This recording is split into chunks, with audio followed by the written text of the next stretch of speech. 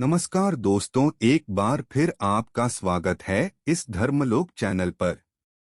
जाने पाप का बाप कौन है, एक वेश्या और पंडित की कहानी।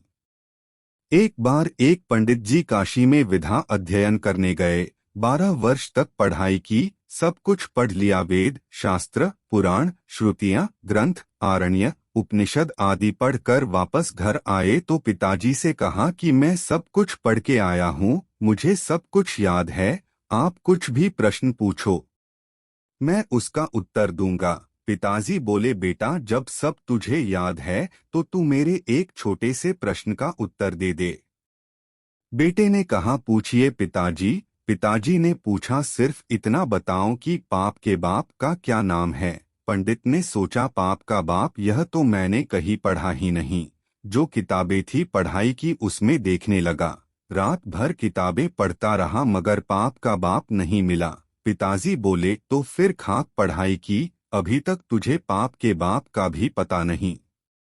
बेटे ने कहा, आखिर आपका बेटा हूँ, अब तो पाप के बाप को ढूंढ कर ही लाऊंगा, चाहे 12 वर्ष और क्यों ना बीत जाएं। पंडित जी पुन काशी के लिए रवाना हुए। उस जमाने में साधन तो थे नहीं, पैदल चलना पड़ता था। काफी दूर तक चले, फिर पंडित जी को प्यास लगी तो एक घर दिखाई दिया। पंडित जी घर में गए। वहां जाकर बोले, मुझे बड़ी जोर की प्यास लगी है, अगर कोई है अंदर तो मुझे पानी पिलाएं। एक स्त्री आई और उसने पानी पिलाया पंडित जी को, और पंडित जी ने पानी पिया। पानी पीने के बाद पंडित जी ने पूछा कि यह घर किसका है। उस स्त्री ने कहा, पंडित जी यह तो आपको पानी पीने से पहले पूछना चाहिए था कि यह घर किसका है। आपने पानी तो पी लिया है और अब पूछ रहे हैं कि यह घर किसका है। तो सुन लो पंडित जी, यह घर एक वेश्या गणिका का है। पंडित जी सुनने ही एकदम अपने कान पकड़ लिए, कहने लगे, शांतम पापम, मेरे द्वारा पाप हो गया, मैंने एक वेश्या के घर का पानी पी लिया। अरे पाप का बाप तो मिला नहीं, पाप और हो गया। लेकिन उस वेश्या ने कहा, पंडित जी आप आगे कहाँ पधार रहे हैं। पंडित जी ने सारी बात बताई और कहा कि पाप के बाप को ढूंढने जा रहा हूँ वापस काशी।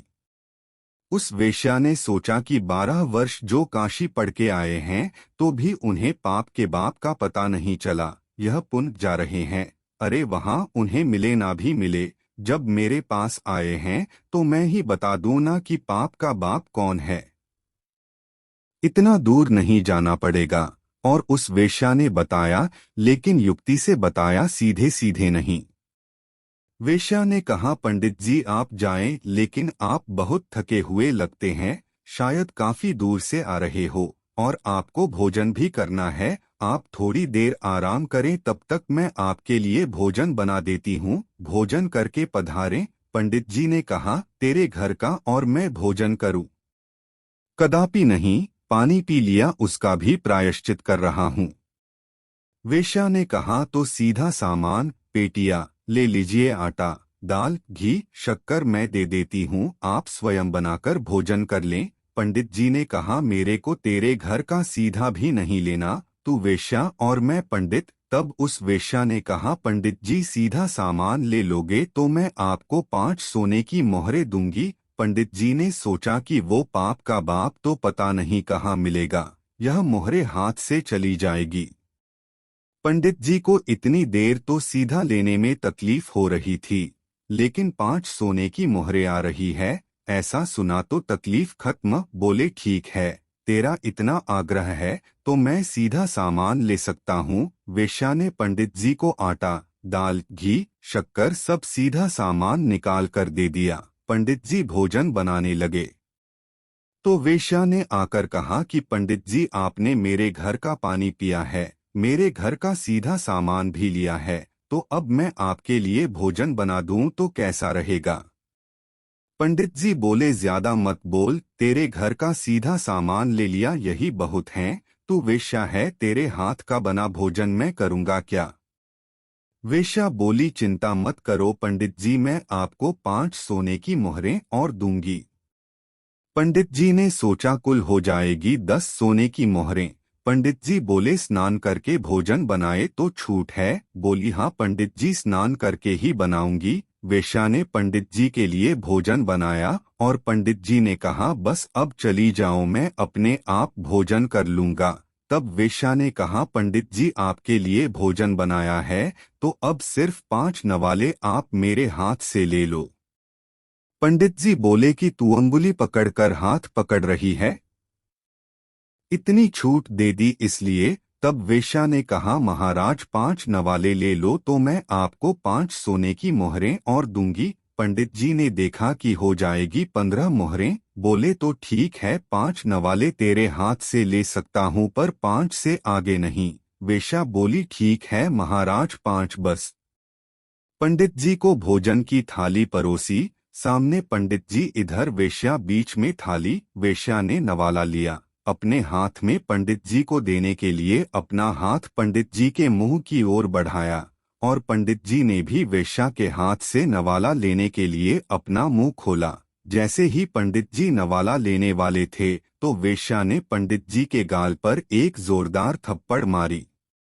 पंडित जी आग बबूला हो गए। तेरी इतनी हिम्मत, वेश्या होकर पंडित को थप्पड़ मारती है, तूने बहुत बड़ा अपराध किया है। वेश्या ने कहा पंडित जी अपराध मैंने नहीं, अपराध आपने किया है। मैंने क्या अपराध किया है? पंडित जी बोले। तब वेश्या ने कहा आप मेरे घर का पानी पीते हैं। पंडित जी बोले नहीं, आप मेरे घर का सीधा सामान लेते हैं। नहीं, आप मेरे हाथ से बनाया भोजन करते हैं। नहीं, आप मेरे हाथ से भोजन करते हो। नहीं तो आप करने के लिए क्यों तैयार हुए? पंडित जी बोले तेरे भाव के कारण, प्रेम के कारण। प्रेम के कारण नहीं पंडित जी, यूं कहिए लोभ के कारण। आपको 15 सोने की मोहरें दिखाई दे रही थी न, तब आप जीमने को तैयार हुए। पंडित जी अपनी डायरी में लिख दो कि पाप के बाप का नाम लोभ है। एकदम पंडित जी की आंखें खुल गई और वेश्या के चरणों में गिर के बोले आप कोई वेश्या नहीं, आप तो मेरी गुरु निकली। 12 वर्ष तक मुझे पता नहीं चला, जबकि मैं काशी में इतना पढ़ा और यहाँ आपने 1 मिनट में बता दिया कि पाप का बाप कौन है।